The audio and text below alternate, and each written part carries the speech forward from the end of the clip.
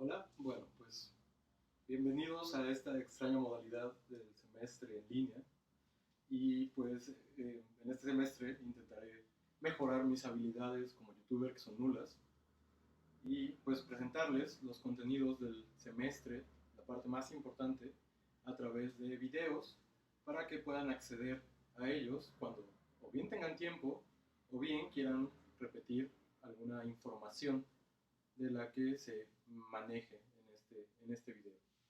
Pues esta materia, como saben, se llama Introducción al análisis de lenguas mesoamericanas y de entrada en el título, pues ya vemos que hay una categoría que es bastante problemática, aunque útil también en términos analíticos, que es Mesoamérica. Ahorita vamos a ver qué es y cómo se ha definido Mesoamérica y también qué es un área lingüística. Digo, esto no está en el título, pero vamos a ver poco a poco que es muy importante relacionar ambos términos para que una clase como la que proponemos en esta optativa tenga sentido teórico y de investigación. Bueno, empecemos justo con el término Mesoamérica. El término Mesoamérica, voy a borrar esta parte de acá.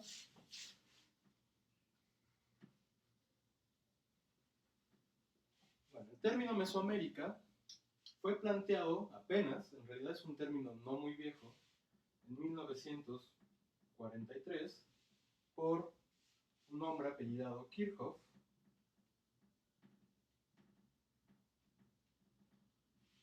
llamado Paul Kirchhoff, y esta idea de Mesoamérica supone que estemos ante, o que estamos ante una unidad cultural. ¿Qué significa que sea una unidad cultural? Que hay un área geográfica que comparte ciertos rasgos dentro de las comunidades que la están habitando.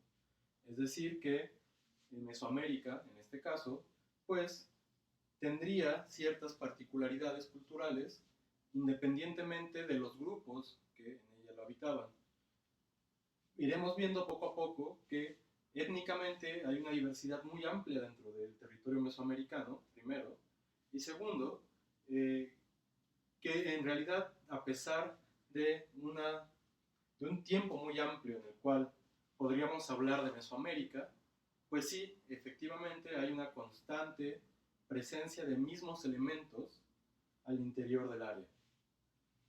Entonces, habría que preguntarse, primero, cuáles fueron esos elementos y cómo podemos conceptualizar rápidamente la historia y el desarrollo cultural de esta área llamada Mesoamérica.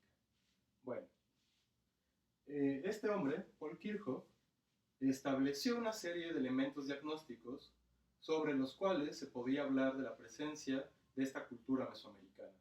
En realidad son varios puntos, incluso incluyen el tipo de cosecha que se establecía dentro de las comunidades, generalmente la milpa, que contenía frijol, maíz, calabaza, chile, sobre todo esos 4 elementos dentro de los sembradíos de las comunidades, también tecnologías de cultivo como la chinampa, es un elemento diagnóstico para el establecimiento de Mesoamérica como un área cultural.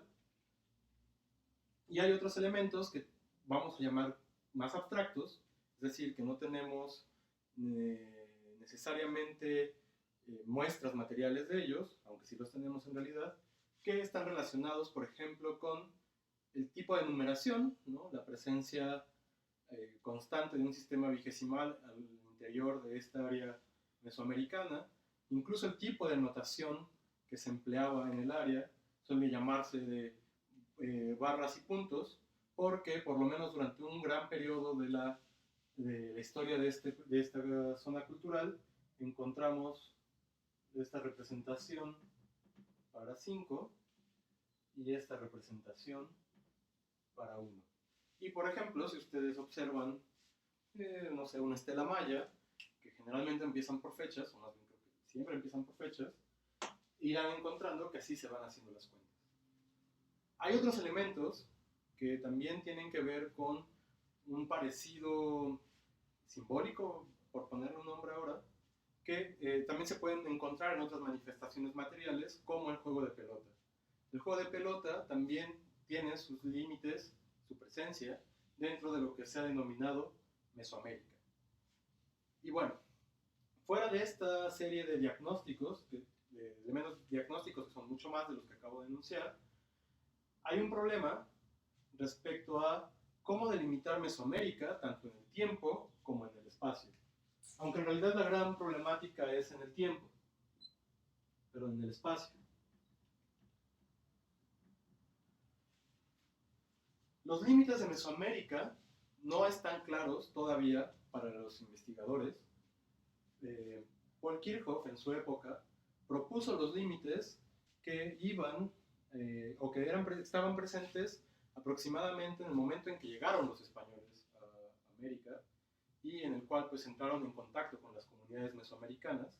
Y en este momento, estamos hablando del siglo XVI, las fronteras mesoamericanas habían sufrido una retracción, sobre todo la parte norte.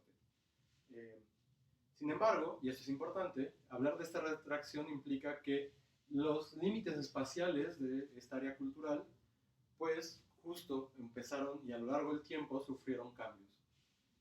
Creemos que más o menos durante 1000 años fue el momento en que Mesoamérica tuvo los límites más amplios y por cambios climáticos fue que esta frontera se redujo.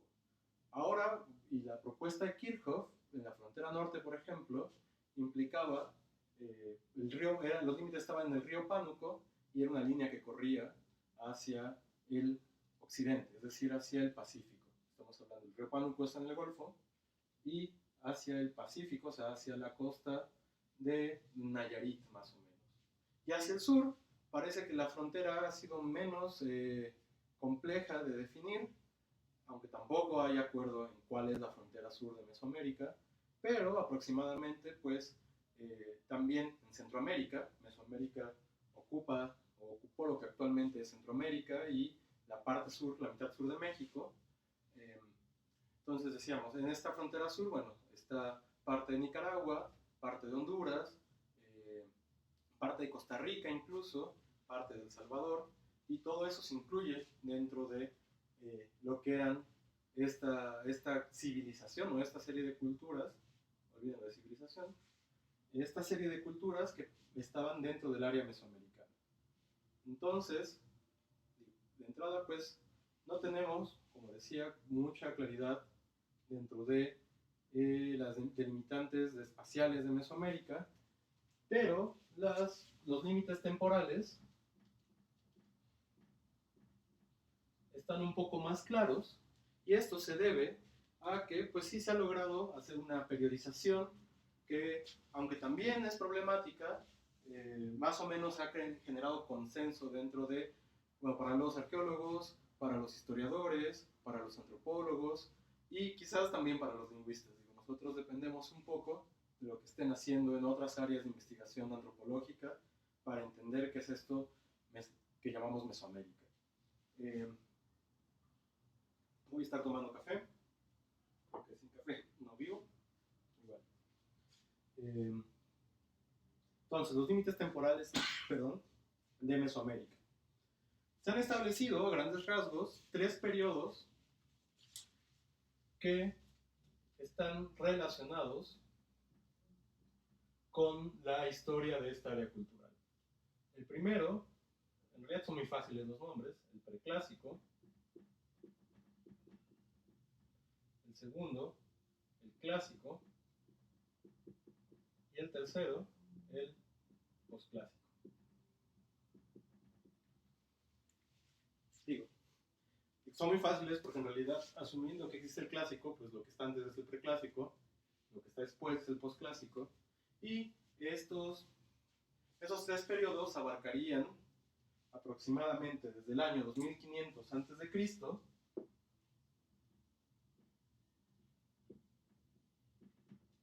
hasta 1521, que es la caída de México en manos de los españoles. Obviamente también la fecha terminal, las 2 fechas son aproximadas, esto solo es muy aleatorio porque más o menos los restos arqueológicos nos permiten identificar en este momento el inicio de esta tradición cultural. Y bueno, 1521 será efectivo para el centro de México, pero alrededor de otros espacios, pienso no sé, en Guatemala, pienso también en la península de Yucatán, pues bueno, estas fechas son distintas porque la conquista se terminó de cumplir en otras fechas. E incluso durante el periodo colonial todavía, ustedes saben, hay presencia de elementos culturales mesoamericanos dentro de esta cultura occidental española. Por ejemplo, el chilambalam, ¿no? Como un género eh, literario, vamos a llamarle. Bueno, ¿qué es importante de estos tres periodos? Dentro del periodo preclásico es el inicio de los grandes centros urbanos mesoamericanos que se van a consolidar en el periodo clásico. Por ejemplo, sabemos que desde el preclásico, que a su vez está dividido en tres periodos, desde el preclásico empezamos a encontrar, sobre todo en Oaxaca, ya indicios de establecimientos urbanos y posteriormente, donde ya sabemos que va a haber en la etapa intermedia del preclásico, es en el Golfo de México, que es lo que se ha llamado Olmeca. Ahora sabemos que no es un solo grupo étnico, probablemente eso sí, lo sabemos o lo intuimos por la presencia de una estela que ha sido descifrada. Eran hablantes los olmecas de una lengua, de una familia lingüística que es la mijezoque. Pero, fuera de eso, en realidad pues no tenemos mucho conocimiento de su composición étnica.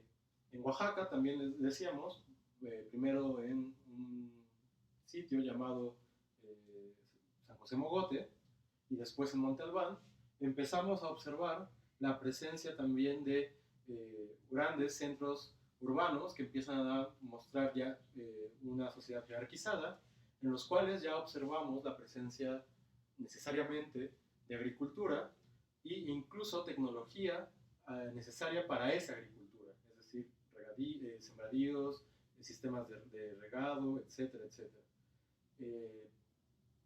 También ya sabemos, y eso debió haber sido desde antes, que hay una división social del trabajo y también hay una redistribución de ciertos elementos de la riqueza colectiva e incluso también hay un excedente agrícola que permite establecer intercambio con otros grupos.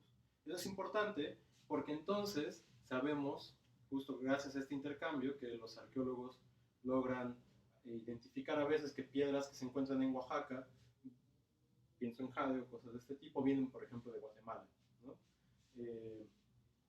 Sabemos, y esto es importante, insisto, porque entonces estamos observando una cosa que es fundamental posteriormente para entender las relaciones lingüísticas al interior del área mesoamericana, que es que hay contacto entre grupos distantes, pero que comparten cierta unidad cultural, digamos, y que de hecho se está formando en este punto, en el preclásico.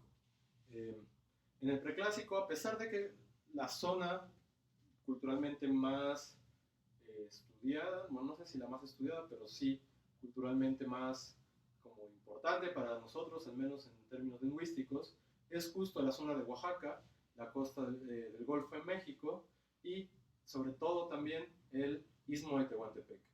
¿Por qué? Porque va a ser en esa zona donde vamos a encontrar los primeros vestigios de escritura en el área. Y por lo tanto, a partir de ahí también tenemos pues conocimiento, aunque sea muy pequeño, de las características de las lenguas que se hablaban en este lugar.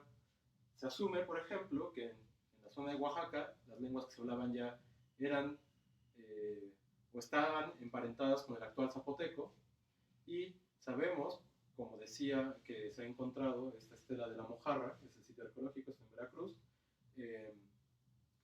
escritura en una lengua que probablemente pertenece a la familia mijezoque. Esto es según la interpretación de lingüistas que la han descifrado. En el centro de México, a pesar de que tenemos la presencia de Cuicuilco, por ejemplo, que está muy cerca aquí de donde yo estoy grabando, y de Cebu, pues fue un centro importante culturalmente. Sin embargo, hacia finales del periodo preclásico, hubo una erupción de un volcán, el Xitle, que ahora es un cerrito que se ve desde sí, desde CEU, y pues, digamos, sepultó buena parte de la ciudad de Cuicuilco, y posteriormente a eso, aunque ya probablemente se estaba comenzando a conformar como un centro urbano, bueno, Teotihuacán, hacia el finales del preclásico, empezó a consolidarse también como una zona urbana muy importante. En realidad el tránsito entre un periodo y otro no están aquí por lo menos delimitados por un hecho específico, simplemente vemos que se van complejizando las estructuras sociales presentes en estas comunidades y que van naciendo centros urbanos hegemónicos muy importantes. El clásico justo se va a caracterizar por la presencia de estas ciudades que son muy importantes en el desarrollo cultural del área.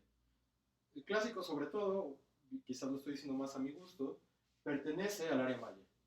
En esta época es cuando empezamos a observar los grandes monumentos arqueológicos que actualmente pues, conocemos, ¿no?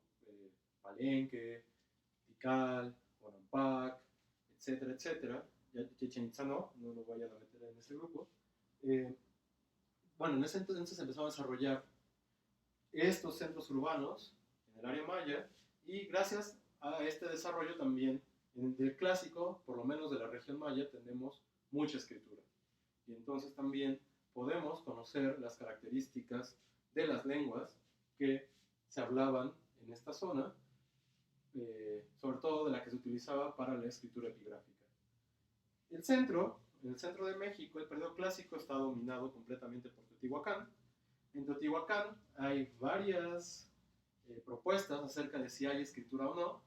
En realidad, hasta ahora no parece haber ningún argumento convincente de que ahí, en Teotihuacán, se haya hablado náhuatl, pero hay varias teorías e hipótesis, incluso hay intentos de lectura de algunos jeroglíficos en el área de Teotihuacana que dicen que están en náhuatl. No lo sabemos, en realidad. Y lo importante es incluso que en este momento el istmo de Tehuantepec sirvió como una especie de división geográfica entre el área de influencia maya y el resto de las áreas mesoamericanas que ahora vamos a ver.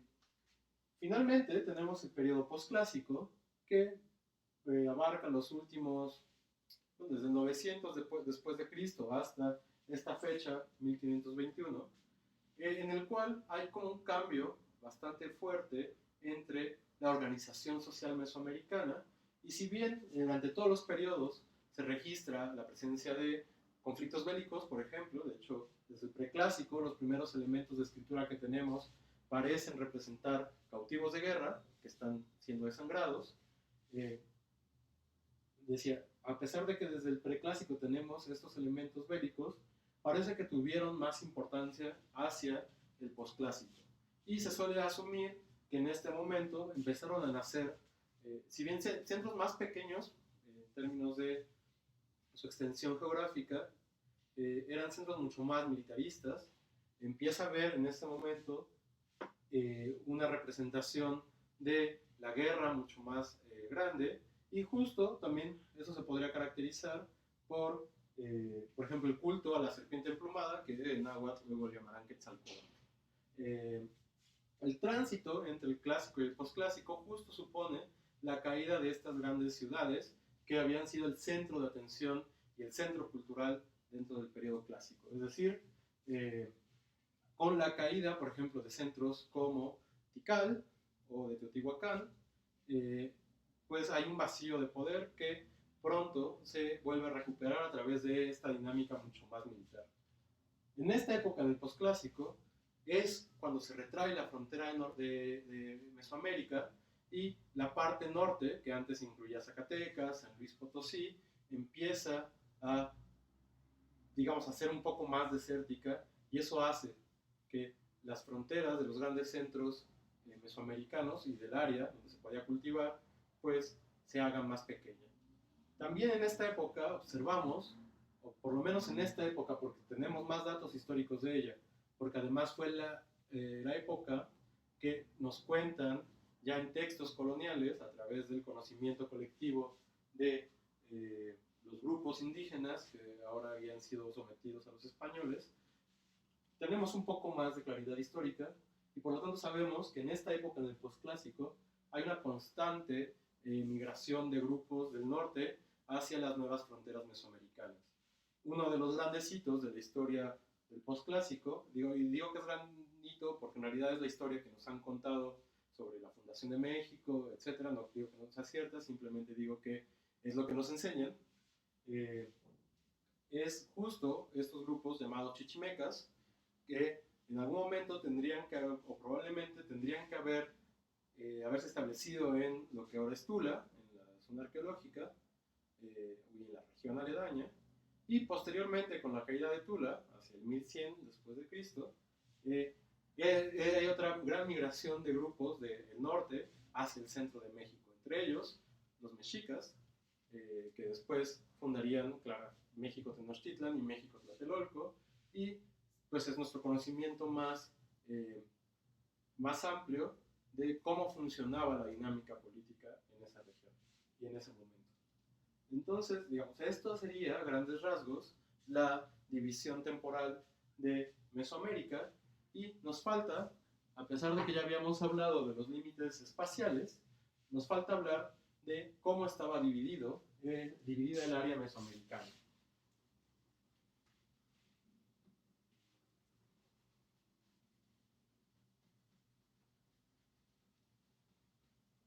Se suele asumir que el área mesoamericana tiene 5 divisiones, si no mal recuerdo son exactamente las mismas 5, o casi las mismas 5, en las que está dividido el Museo de Antropología, porque pues además estas divisiones pues, han sido funcionales para explicar el fenómeno cultural.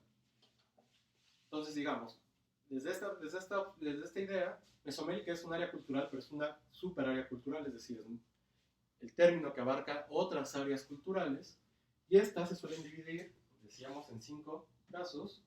Uno, que es muy clara, la maya, que abarca desde la península de Yucatán y baja hacia Tabasco, hacia Chiapas, Guatemala y hasta el sur. Esta es una de las grandes, de las subáreas culturales dentro de Mesoamérica. Otra, que es Oaxaca, que sería un poco más grande que los límites del actual estado de Oaxaca, pero en realidad se parecen ambas delimitaciones, y bueno, desde ahora hay que decirlo, es en esta zona donde vamos a encontrar más variación lingüística dentro del área mesoamericana. Y bueno, cualquiera que vaya incluso hoy a Oaxaca, pues va a encontrar una gran cantidad de lenguas que algunas están emparentadas, algunas podrían quizás ser la misma lengua, y otras claramente pertenecen a familias lingüísticas distintas. Está el centro de México,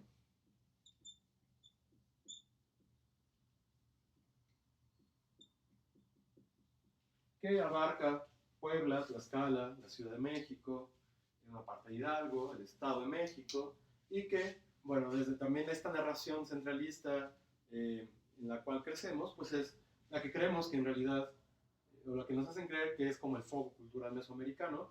Hay un momento en que lo es, efectivamente, pero pues hay también toda esta variedad de culturas al interior del territorio. Está el Golfo de México, que abarcaría la parte restante de Tabasco que no sea involucrada en el área maya, todo la costa de Veracruz y partecita, la parte sur de Tamaulipas. En el Golfo de México, vale, estas 3 áreas, antes, la maya, la oaxaqueña y el centro de México, son las que conocemos mejor y en donde más estructuras, por ejemplo, arqueológicas tenemos reportadas. El Golfo de México también fue muy importante. Aquí fue donde se desarrolló esta cultura olmeca, que decíamos que no era una sola comunidad étnica, que era mucho más variada. Y también hay en el norte de Veracruz, por ejemplo, Tajín, que tendría que haber sido una ciudad muy importante en el clásico final, al clásico terminal, al final del periodo clásico. Sin embargo, a pesar de que sabemos que hay mucha diversidad étnica, está, por ejemplo, la lengua totonaca, también está la lengua tepehua, que están emparentadas, tenemos quizás menos conocimiento de la zona del Golfo y no quizás porque no haya habido tanto desarrollo cultural ahí, sino porque no ha habido tantos estudios arqueológicos históricos, pero es muy importante. Y finalmente el occidente. Si hay una región de Mesoamérica de la cual no tenemos como mucho más idea, es del occidente. Se propone que el desarrollo cultural de esta zona, que empezaría en Guerrero, en el actual estado de Guerrero, iría hacia el norte por la costa del Pacífico, Michoacán, Jalisco, Nayarit, Colima, etc. Decía, desde esta región de la que menos conocimiento tenemos, sabemos que existió hacia el posclásico entre comillas, imperio purépecha, que incluso tuvo rivalidad con las políticas expansionistas mexicas, pero, y también conocemos la presencia, por ejemplo, de tumbas de Tiro, que son unas tumbas circulares, que se ha creído relacionan esta zona de occidente del Pacífico con las culturas andinas, donde este tipo de tiro para sepultar a la gente es muy común. También es en Occidente donde parece que se desarrolla hacia el final del periodo postclásico la metalurgia, y también eso ha servido a veces como una propuesta para decir que había contacto entre Occidente, entre los purépechas, por ejemplo, y la zona andina. Una propuesta lingüística de esto es, por ejemplo, la de Swadesh, Maurice Swadesh, que va a ser alguien bastante importante para este semestre, que propone que el purépecha en realidad es una lengua emparentada con el quechua. Hasta ahora, hasta donde yo sé, no hay todavía un estudio que intente en realidad demostrar que sí son una misma, o pertenecen a una misma familia lingüística, pero bueno, estos contactos andinos con el occidente, pues sí están documentados y podrían ayudar a sustentar una hipótesis como esta. Bueno, estas son las 5 áreas, en las cuales, subáreas, en las cuales se ha dividido el área cultural mesoamericana, y pues en todas ellas vamos a encontrar una fuerte presencia de una amplia diversidad lingüística. En otro video veremos esta diversidad. Por ahora, basta decir que Oaxaca, por ejemplo, como ya había dicho, es un territorio bastante diverso en términos lingüísticos. El centro de México también lo fue. El área maya, probablemente todas las lenguas que se hablen ahí estén emparentadas, que son la familia maya, pero pues también hay una gran diversidad de lenguas. Esta idea de la diversidad es importante justo para hablar del segundo concepto que creo que hay que tener en claro antes de adentrarnos en las particularidades de Mesoamérica, y es porque entonces tendríamos que asumir que hay un multilingüismo dentro del área lingüística, perdón, dentro del área cultural mesoamericana.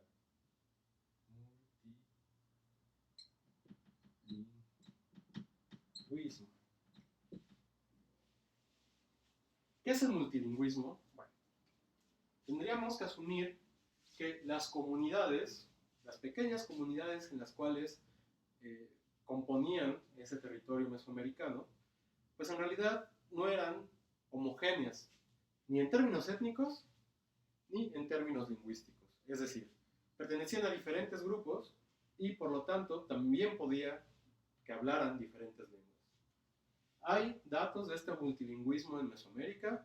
Por lo menos del posclásico tardío tenemos algunos registros que hablan de este multilingüismo. Por ejemplo, Culhuacán, ahí donde está el metro Culhuacán, y que también está el ¿cómo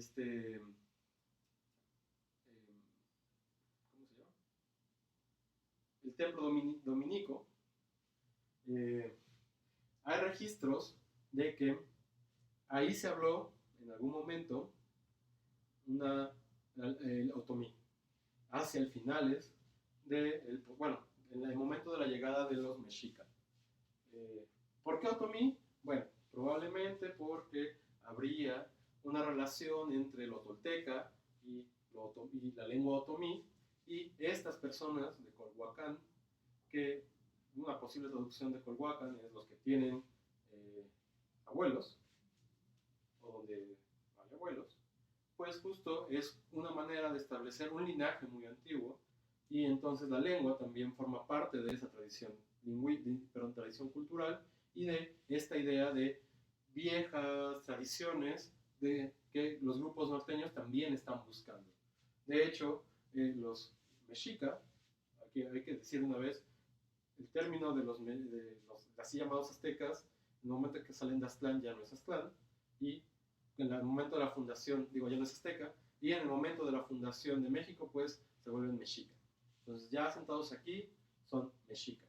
Entonces, los mexica, por ejemplo, sabemos que piden a los colhuaque, o sea, a estas personas que tienen abuelos, un rey, digamos, ¿no? Para establecer un linaje antiguo. Entonces, por lo menos podríamos suponer que a lo mejor los originarios de Culhuacán no, pero probablemente los mexicas sí, tenían que hablar otomí y náhuatl. Sabemos también, por ejemplo, en Teotihuacán se habla de barrios, distintos barrios de diferentes grupos étnicos, y es de suponer que en estos barrios pues también se hablaban que las respectivas lenguas, por ejemplo, maya, ¿no? Esto es importante porque entonces estamos asumiendo que las diferentes lenguas estaban en contacto. Y el contacto lingüístico, ustedes lo sabrán, es uno de los grandes motores para desarrollar cambios dentro de un sistema. Entonces, si tenemos una situación de multilingüismo en donde hay contacto de lenguas, es probable que una lengua influencie a otra y logre hacer que alguna de las dos que están en contacto, por lo menos, se intenten asemejar, se vayan pareciendo la una a la otra. Es en estos contextos de multilingüismo y de lenguas que están en contacto donde nace algo que primero fue llamado Sprachbund en alemán y posteriormente área lingüística.